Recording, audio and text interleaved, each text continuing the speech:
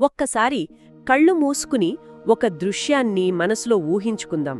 ఒక వ్యక్తి తన జీవితంలో అంత సరిగ్గానే చేశాడు, ఎలాంటి తప్పు చేయలేదు. అవును, అసలు ఏ చిన్న తప్పు చేయలేదు. పైగా ఒక పెద్ద పాపంలో పడిపోయే అవకాశం వచ్చినా కూడా అక్కడ్నుండి పారిపోయాడు. అదే కదా, తన నీతిని కాపాడుకోవడానికి తన వస్త్రాన్ని కూడా వదిలేసి పారిపోయాడు. నమ్మకత్వంతో అత్యంత నిజాయితీగా బ్రతికాడు. కాని అతనికి దక్కిన బహుమతేంటో తెలుసా? అత్యంత చీకటి కారాగారం. దారుణమైన అపవాదు. ఎవరినైతే తను గుడ్డిగా నమ్మాడో వారే మోసం చేశారు. అంటే నిజంగా ఎవరైనా ఆ స్థానంలో ఉంటే నేనింత నీతిగా బ్రతికి సాధించిందేంటి అనే ఆకాశం వైపు చూసి అరుస్తారు. ఖచ్చితంగా. దేవునిపై ఎంతో విశ్వాసముంచాడు. అయినా సహాయం కోసం ఉన్న ప్రతి తలుపు కళ్ళెదుటే ఒకటొకటిగా మూసుకుపోతోంది. ఇది వేల సంవత్సరాల క్రితం యోసేపు జీవితంలో జరిగిన ఒక చేదు వాస్తవం. బహుశా జీవితంలో తీవ్రమైన అనిశ్చితిని, అన్యాయాన్ని ఎదుర్కొంటున్న ప్రతి ఒక్కరికి ఈ పరిస్థితి ఏదో ఒక సమయంలో ఖచ్చితంగా ఎదురయ్యి ఉంటుంది. అవును, సరిగ్గా ఇలాంటి పరిస్థితుల్లోనే మన అసలైన విశ్వాసం బయటపడుతుంది. కరెక్ట్. ప్రతిరోజూ మనం వాక్యాన్ని లోతుగా అధ్యయనం చేస్తూ వేదాంతాన్ని అత్యంత సులభంగా అర్థం చేసుకునే మన ఈ ప్రయాణంలో ఇది 44వ భాగం. ఈనాటి మన లోతైన అధ్యాయంలో ఆదికాండము 39వ అధ్యాయం 19 నుండి 23 వచనాల్లోకి వెళ్లబోతున్నాం. జీవితంలో దారుణాలు జరిగినప్పుడు, అంతా ముగిసిపోయిందనిపించినప్పుడు, దేవుడు పూర్తిగా మౌనంగా ఉన్నట్లనిపించినప్పుడు కూడా ఆయన అదృశ్య హస్తం ఎలా పనిచేస్తుందో అర్థం చేసుకోవడమే ఈనాటి మన లక్ష్యం. ఈ అధ్యాయం కేవలం ఏదో ఒక పాత కథను నేర్చుకోవడానికి మాత్రమే కాదు కదా. ఏమాత్రం కాదు. ఇది మన ప్రార్థన జీవితాన్ని, మన దైనందిన జీవిత శైలిని సంపూర్ణంగా మార్చే విధంగా దేవునితో ఒక సజీవమైన సంబంధాన్ని ఏర్పరచుకోవడానికి ఉపయోగపడాలి. ఇదొక ప్రాక్టికల్ గైడ్ అన్నమాట. ఖచ్చితంగా. ఈ రోజుటి వాక్యభాగంలోకి వెళ్లే ముందు నిన్నటి విశ్లేషణలో ఏం జరిగిందో ఒక్కసారి గుర్తు చేసుకుందాం. యోసేపు పాపపు శోధన నుండి ఎలా పారిపోయాడో మనం చూశాం. అవును, తన యజమానురాలు బలవంతం చేసినప్పుడు తన వస్త్రాన్ని అక్కడే వదిలేసి బయటకు పరుగులు తీశాడు. అదొక గొప్ప ఆత్మీయ విజయం అని మనం నిన్న మాట్లాడుకున్నాం. కానీ ఇప్పుడు మనం చూడబోయేది ఆ విజయానికొచ్చిన పరిణామం. 19వ వచనంలో ఆ యజమానురాలు తన భర్త అయిన పోతీఫరు రాగానే ఒక పెద్ద అబద్ధపు కథను అల్లుతుంది. నా దగ్గరకు ఆ బానిస వచ్చాడు, నన్ను అవమానించబోయాడు అని ఒక కట్టుకథ చెప్తోంది. ఆ మాటలు వినగానే పోతీఫర్లో కోపం భగ్గుమంటుంది. అతను యోసేపును పట్టుకుని రాజు ఖైదీలు ఉంచబడే చెరసాలలో బంధిస్తాడు. ఒక క్షణం ఆలోచిస్తే ఒక బానిసకు తన వాదన వినిపించే అవకాశం ఏమాత్రం ఉండదు. అస్సలుండదు. ఆ రోజుల్లో బానిసలకు హక్కులనేవే లేవు. అంత చీకటిమయమైపోయింది యోసేపుకు. కాని ఇక్కడ నాకొక పెద్ద సందేహం వస్తుంది. ఆ కాలం నాటి చట్టాల ప్రకారం పోతీఫరు అంత కోపంలో ఉన్నప్పుడు వెంటనే మరణశిక్ష వెయ్యొచ్చు కదా. అవును, వెయ్యొచ్చు. మరి కేవలం జైల్లో ఎందుకు పెట్టాడు? దీని వెనుక ఏదైనా సామాజిక కారణముందా, లేక ఇంకేదైనా ఉందా? ఇక్కడే మనం చాలా లోతుగా గమనించాల్సిన ఒక చారిత్రక వాస్తవం ఉంది. ఐగుప్తు చరిత్రను పరిశీలిస్తే ఆ కాలంలో ఒక అజ్ఞాత బానిస తన యజమాని భార్యపై దాడికి యత్నిస్తే తక్షణ మరణశిక్ష విధించేవారు. అంటే విచారణ కూడా లేకుండానే అంటారా? అవును, బహుశా బహిరంగంగా తలనరికేయడం లాంటివి చేసేవారు. పోతీఫరు ఫరో అంగరక్షకుల అధిపతి, అంటే ఒక రకంగా దేశంలోనే అత్యున్నత సైనికాధికారి. తన చేతిలోని అధికారం అంతా ఉంది. కరెక్ట్. అతను తలుచుకుంటే ఆ క్షణంలోనే యోసేపును కత్తితో నరికి చంపేయగలడు. ఇక్కడ వాడిన హెబ్రీ పదం చారా గురించి మనం తెలుసుకోవాలి. దానికర్థం కోపం అగ్నిలా రగిలిపోవడం. చారా అంటే రగిలిపోయే కోపం. అవును, ఒక ప్రెషర్ కుక్కర్లో వేడి ఎలాగైతే పెరిగిపోయి పేలడానికి సిద్ధంగా ఉంటుందో సరిగ్గా అలాంటి భావోద్వేగ స్థితి అది. కాని అంత కోపంలో కూడా పోతీఫర్ యోసేపును చంపలేదు. అంటే ఆ తీవ్రమైన కోపంలో కూడా మరణశిక్ష పడలేదంటే ఒకవేళ పోతీఫర్కు తన భార్య ఎలాంటిదో ముందే తెలుసుంటుందంటారా? బహుశా తెలుసుండొచ్చు. యోసేపు క్యారెక్టర్ ఎలాంటిదో అతనికి స్పష్టంగా తెలుసు కాబట్టి తన పరువు కాపాడుకోవడానికి మాత్రమే ఈ జైలు శిక్షను ఒక నాటకంలా వేశాడా?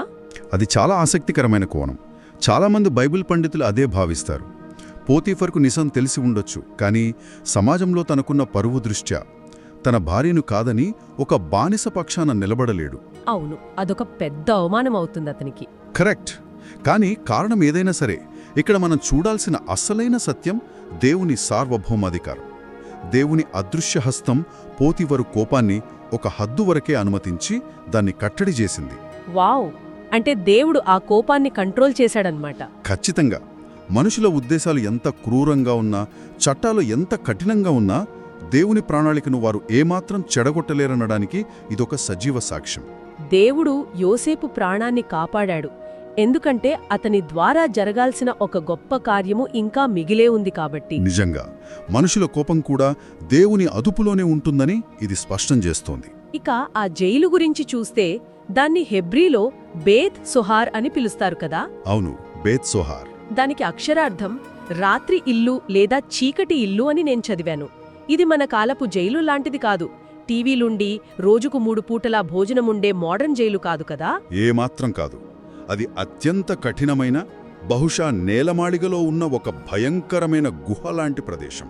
వింటుంటేనే భయంగా ఉంది. చుట్టూ ఇనుప సంకెళ్ళు, ఊపిరి ఆడనంత ఇరుకు, వెలుతురేమాత్రం చొరబడని ఒక భయంకరమైన స్థలం. అది కేవలం రాళ్లతో కట్టిన భౌతికమైన జైలు మాత్రమే కాదు, అది ఆత్మీయ అంధకారానికి ప్రతీక. రాజభవనంలో ఉన్న వ్యక్తి ఒక్కసారిగా ఆ నేలమాళిగలోకి వెళ్లడం. అవును, పైగా యోసేపు రాజు ఖైదీలు ఉంచబడే ప్రత్యేకమైన చెరసాలలో వేయబడ్డాడు. అంటే రాజకీయ ఖైదీలు, ఫరోకు కోపం తెప్పించిన వాళ్లు ఉండే స్థలమది. ఇక్కడ ఆశ్చర్యకరమైన విషయం ఏమిటంటే యోసేపు ఏమాత్రం తనను తాను సమర్థించుకోలేదు. ఎవ్వరిపైనా నిందలు వేయలేదు. తాను నమ్మిన దేవుణ్ణి ప్రశ్నిస్తూ గొడవ చేయలేదు. అత్యంత మౌనంగా ఆ శిక్షను భరిస్తాడు. ఎవరైనా సరే అంత చీకటి గదిలోకి వెళ్తే ఆశలన్నీ వదిలేసుకుంటారు కదా. కాని ఇక్కడే ఒక అద్భుతమైన మలుపు కనిపిస్తుంది. 21వ వచనంలో కదా. అవును, పరిస్థితులన్నీ వ్యతిరేకంగా మారిపోయాయి. భవిష్యత్తు పూర్తిగా శూన్యంగా మారిన ఆ క్షణంలో మనం 21వ వచనం దగ్గరకు రాగానే బైబుల్లోనే అత్యంత అద్భుతమైన వాక్యం ఒకటి కనిపిస్తుంది. అయితే యెహోవా యోసేపునకు తోడయ్యుండి. అదే ఆ వాక్యం. అయితే యెహోవా యోసేపునకు తోడయ్యుండి. ఆ అయితే అనే పదం నాకైతే మొత్తం అధ్యాయం రూపురేఖల్ని మార్చేసిందనిపిస్తుంది. అది నిజం. దేవుడు ఆకాశం చీల్చుకుని వచ్చి జైలు తలుపులు బద్దలు కొట్టలేదు. కాని ఆయన యోసేపుతో పాటే ఆ చీకటి జైలులోకి నడిచి వెళ్లాడనమాట. అవును, ఆ చిన్న అయితే అనే పదం వేదాంతపరంగా ఒక మహాసముద్రం లాంటిది. దేవుడు మన కష్టాలను వెంటనే తీసేయకపోవచ్చు, కాని ఆ కష్టంలో మనతో పాటుగా ఆ కారాగారంలోకి ఆయన అడుగు పెడతాడు. ఎంత గొప్ప ఓదార్పిది! దేవుని తోడు లేని రాజభవనం కంటే దేవుని తోడున్న చీకటి కారాగారం ఎంతో శ్రేష్టమైనది కదా. ఖచ్చితంగా ఈ వచనంలో దేవుని 2 అత్యంత గొప్ప లక్షణాలు బయటపడతాయి. మొదటిది హెబ్రీ పదం హెసెడ్, అనగా మారని నిబంధన ప్రేమ. ఈ హెసెడ్ గురించి మనం కొంచెం లోతుగా మాట్లాడుకోవాలి. ఎందుకంటే మనం సాధారణంగా ప్రేమ అంటే ఏదో ఒక లావాదేవీ లాంటిదనుకుంటాం. గివ్ అండ్ టేక్ లాగా. అవును, నువ్వు నాకు మంచి చేస్తే నేను నిన్ను ప్రేమిస్తాను అన్నట్లుగా అనుకుంటాం. సరిగ్గా చెప్పారు. దాన్ని వివరించాలంటే మన కాలపు ఒక ఉదాహరణ తీసుకుందాం. మనం ఎవరితోనైనా ఒక కాంట్రాక్ట్ కుదుర్చుకుంటే వారు షరతులు ఉల్లంఘిస్తే ఆ కాంట్రాక్ట్ రద్దయిపోతుంది. అది మనుషుల ప్రేమ, కండిషనల్ లవ్ అన్నమాట. అవును. కాని హెసెడ్ అంటే ఒక తల్లి తన బిడ్డపై చూపించే ప్రేమ లాంటిది. ఆ బిడ్డ తప్పుదారి పట్టి ఏదైనా వ్యసనాలకు బానిసైనప్పుడు ఆ తల్లి ఆ పరిస్థితిని ద్వేషించొచ్చు, కాని తన బిడ్డను ప్రేమించడం మానదు. ఆ బిడ్డ ఎక్కడున్నా ఆ ప్రేమ వెంబడిస్తూనే ఉంటుంది. అలాగే దేవుని ప్రేమ షరతుల్లేనిది. పరిస్థితులు మారినా దేవుని ప్రేమ ఎన్నటికీ మారదు. ఈ ప్రేమ మన అర్హతపై కాకుండా దేవుని స్వభావంపై ఆధారపడి ఉంటుంది. అవును, ఆయన ఎక్కడికి వెళితే అక్కడికి దేవుని ప్రేమ వెళ్ళింది. అంటే ఒక వ్యక్తి ఎలాంటి పరిస్థితుల్లో ఉన్నా సరే దేవుని స్వభావం మారదు. అది సూర్యుడు లాంటిదనమాట. మనం చీకటి గదిలోకి వెళ్ళినంత మాత్రాన బయట సూర్యుడు ప్రకాశించటం ఆగిపోడు గదా. చాలా అద్భుతమైన పోలిక చెప్పారు. సూర్యుడు తన స్వభావం మార్చుకోడు. సరే, మొదటిది హెసెడ్ అనుకున్నాం. మరి 2వ లక్షణమేమిటి? దేవుడు ఆ చీకటి జైల్లో ఇంకేం చేశాడు? 2వ పదం ఖేన్. దానికి అర్థం దయ, కటాక్షం లేదా అనుగ్రహం. దేవుని జోక్యం వల్ల అత్యంత కఠినాత్మకుడైన కారాగార అధికారి దృష్టిలో యోసేపుకు కటాక్షం లభిస్తుంది. జైలర్ అంటే సాధారణంగా చాలా క్రూరంగా ఉంటారు కదా. వాళ్ళకి ఖైదీల మీద జాలి ఉండదు. కాని పోతిఫరు ఆగ్రహం చూపించిన చోటే ఈ కాపలాదారు అనుగ్రహం చూపిస్తున్నాడు. శత్రువుల హృదయాలను కూడా మార్చగల సర్వాధికారి మన దేవుడు. మనుషుల హృదయాలు ఆయన చేతిలో నీటి కాలువల లాంటివి. కరెక్ట్. దేవుని మంచితనం కేవలం వెలుతురున్న రాజభవనాల్లో మాత్రమే కాదు, అత్యంత చీకటి జైలు గదుల్లో కూడా ప్రకాశిస్తోందని ఇది నిరూపిస్తోంది. ఇక్కడ నాకొక సరదాయిన విషయం గుర్తొస్తోంది. మనం ఒకసారి గమనిస్తే యోసేపు బయటున్నప్పుడు పోతిఫరు ఇంటికి మేనేజర్ అయ్యాడు. ఇప్పుడేమో లోపలికి వెళ్ళాక జైలుకి కూడా మేనేజర్ అయ్యాడు. అవును, పదవి మారలేదు, స్థానం మారింది. 22వ వచనంలో జైలర్ ఆ ఖైదీలందర్నీ, అక్కడి పనులన్నింటినీ యోసేపు చేతికి అప్పగించేస్తాడు. ఎక్కడికి వెళ్ళినా యోసేపుకి ఈ నిర్వహణ బాధ్యతలు, మేనేజ్మెంట్ పనులు తప్పలేదన్నమాట. నిజమే, మీరు చెప్పింది చాలా కరెక్ట్. ఆయనలో ఉన్న నాయకత్వ లక్షణాలను దేవుడు ఎక్కడున్నా వాడుకున్నాడు. ఇక్కడ మనం గమనించాల్సిన మరో 2 ముఖ్యమైన హెబ్రీ పదాలున్నాయి. ఏంటవి? ఆ అధికారి అప్పగించాడు అనడానికి వాడిన పదం నథన్. సృష్టి ఆరంభంలో దేవుడు ఆదాముకు సమస్తాన్ని ఎలాగైతే బాధ్యతగా అప్పగించాడో ఆ సందర్భాన్ని ఇది గుర్తు చేస్తోంది. అంటే ఒక దైవికమైన బాధ్యతలాగా అప్పగించాడా? అవును, కారాగార అధికారి ద్వారా దేవుడే స్వయంగా ఆ బాధ్యతను యోసేపుకు అప్పగించాడు. అలాగే ఆఖరి వచనంలో అతడు చేసేదాన్ని యెహోవా సఫలం చేస్తున్నాడు అనే మాటలో సఫలమగుట అనే పదానికి హెబ్రీలో చాలాక్ అని వాడారు. చాలాక్ అనే పదం చూస్తే దానికి ఏదైనా ప్రత్యేకమైన అర్థం ఉందా? ఎందుకంటే జైల్లో ఉండి సఫలమవ్వడమేంటి? జైల్లో ఉంటేనే ఓడిపోయినట్లు కదా మనుషుల దృష్టిలో. అవును, ఇక్కడే మన ఆలోచన విధానం మారాలి. ఈ చాలాక్ అనే పదానికి చాలా బలమైన సైనిక మూలాలున్నాయి. సైనిక మూలాలంటే? దీనికి అర్థం కేవలం లాభం రావడం కాదు. ఒక సైన్యం శత్రువుల మధ్య ఇరుక్కుపోయినప్పుడు ఎన్ని అడ్డంకులున్నా వాటిని ఛేదించుకుని అడవిలో దారి చేసుకుంటూ ముందుకు సాగడాన్ని ఇది సూచిస్తుంది. వావ్, ప్రతిబంధకాలను పగరగొట్టుకుని వెళ్లడం అన్నమాట. అవును, ఇక్కడ ఒక గొప్ప అంతరార్థం దాగి ఉంది. నిజమైన విజయం లేదా ఆశీర్వాదం అంటే మన జీవితంలో ఎలాంటి సమస్యలు లేకుండా సాఫీగా సాగిపోవడం కాదు. సమస్యలే ఉండకూడదు అనుకోవడం పొరపాటు. కరెక్ట్. అత్యంత కఠినమైన సమస్యల మధ్య, బాధల మధ్య కూడా దేవుడు తోడుగా ఉంటూ ఆ ప్రతిబంధకాలను దాటుకుంటూ ముందుకు వెళ్లడమే నిజమైన అభివృద్ధి. అంటే ఆ జైలు ఒక శిక్షా కేంద్రంలాగా కాకుండా ఒక శిక్షణా కేంద్రంలాగా మారిపోయిందనమాట. Training centre. ఖచ్చితంగా. ఫ్యూచర్లో ఒక దేశాన్ని పాలించబోయే వ్యక్తికి ముందుగా రాజకీయ ఖైదీలను ఎలా హ్యాండిల్ చేయాలో దేవుడిక్కడ నేర్పిస్తున్నాడు.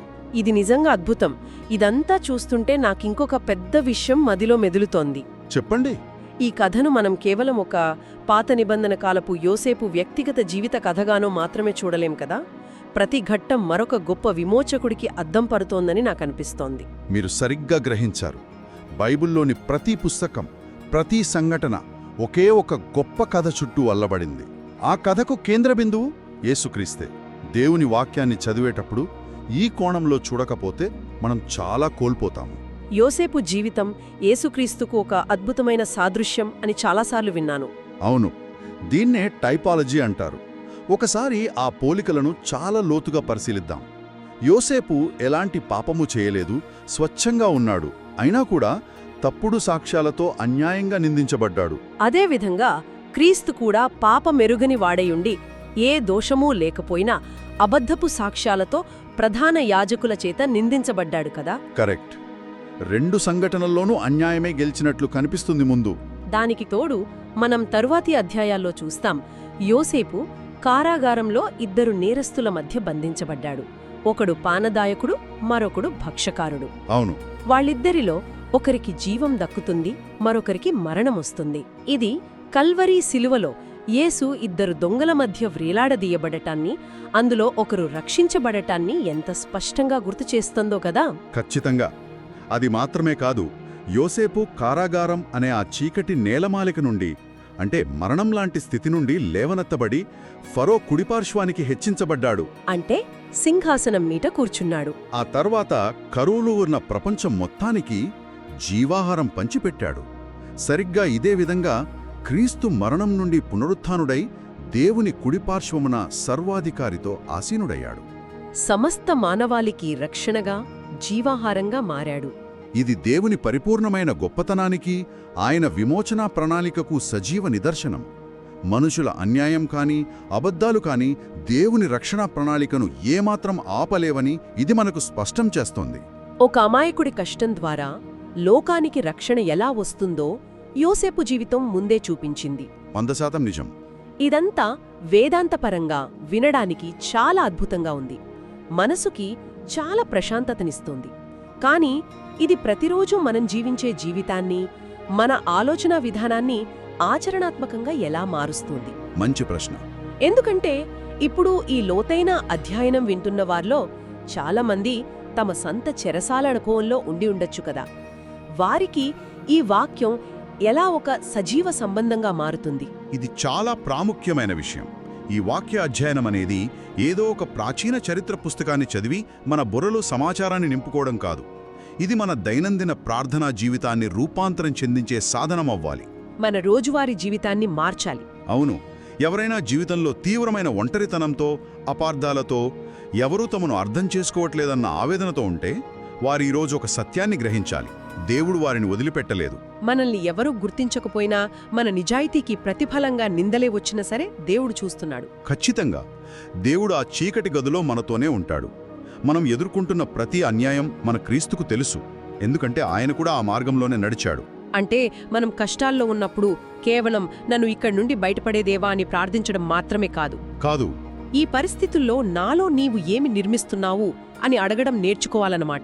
మనం ఎదురుచూసే ఆ నిరీక్షణ కాలం, ఆ వెయిటింగ్ పీరియడ్ ఎన్నటికీ వృధా కాదన్న నమ్మకం మనకు కలగాలి. 100% నిజం. యోసేపు ఆ కారాగారంలో సంవత్సరాల తరబడి వేచి ఉన్నాడు. ఆయనకు కూడా ఎన్నోసార్లు నిరాశ ఎదురై ఉంటుంది. మనుషులు ద్రోహం చేసినా, పరిస్థితులు ఎంత ప్రతికూలంగా ఉన్నా దేవుని సమయం ఎన్నడూ విఫలం కాదు. దేవుని సమయం పర్ఫెక్ట్గా ఉంటుంది. దేవుడు మన ప్రార్థనలకు వెంటనే జవాబు ఇవ్వలేదంటే ఆయన మనల్ని మర్చిపోయాడని కాదు. ఒక గొప్ప బాధ్యత కోసం, ఆయన మహిమ కోసం మనల్ని లోపల సిద్ధం చేస్తున్నాడని అర్థం. ఈ సత్యాలను మనం రోజంతా పదే పదే మననం చేసుకోవాలి. అలా చేయడం ద్వారా దేవుని మారని స్వభావంపై మన నమ్మకం మరింత బలపడుతుంది కదా. అవును. ప్రార్థనా జీవితం అంటే కేవలం కోరికల చిట్ట చదవడం కాదని, ఆయనతో నడవడం అని అర్థమవుతుంది. కష్టాలను చూసి భయపడకుండా నిరీక్షణతో నడిచేలా ఇది మన ఆలోచనా విధానంలో ఒక సంపూర్ణమైన మార్పును తీసుకువస్తుంది. ఎవరైతే అంధకారంలో ఉన్నామని భావిస్తున్నారో వారికిది నిజంగా ఒక అద్భుతమైన ఓదార్పు. మనమెప్పుడూ గుర్తుంచుకోవాల్సిన విషయం ఒకటుంది. చెరసాల ఇనుపగోడలు యోసేపు భౌతిక శరీరాన్ని బంధించగలిగాయేమో కాని దేవుని ప్రేమను ఏమాత్రం అడ్డుకోలేకపోయాయి. దేవుని సార్వభౌమాధికారాన్ని ఏదీ ఆపలేదు. ఒకరి జీవితంలో ఎంతటి చీకటి అనుభవమైనా, ఎదుర్కొంటున్న పరిస్థితి ఎంతటి అన్యాయమైనా సరే, అయితే దేవుడు వారితో ఉన్నాడు అన్న సత్యాన్ని ఏదీ మార్చలేదు. ఆయన మంచితనం నిత్యమూ ఉంటుంది. ఈనాటి మన అధ్యాయాన్ని ముగించే ముందు ఒక లోతైన ఆలోచనతో ఈ సెషన్ను ముగిద్దాం. చెప్పండి.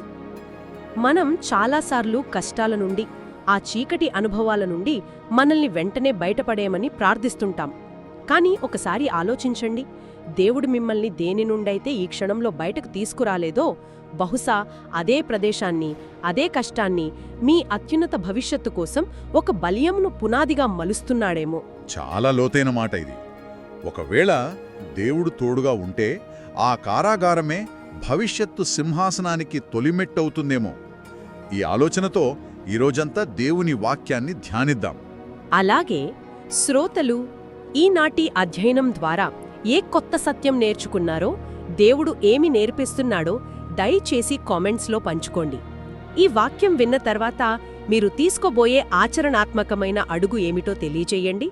నిరాశలో ఉన్న ఆత్మీయ సహోదర సహోదరీల విశ్వాసాన్ని బలపరచడానికి ఈ అధ్యయనాన్ని వారితో పంచుకోండి. మన తదుపరి భాగం కోసం ఛానల్కు సబ్స్క్రైబ్ చేసుకోండి. దేవుడు మిమ్మల్ని దీవించునుగాక.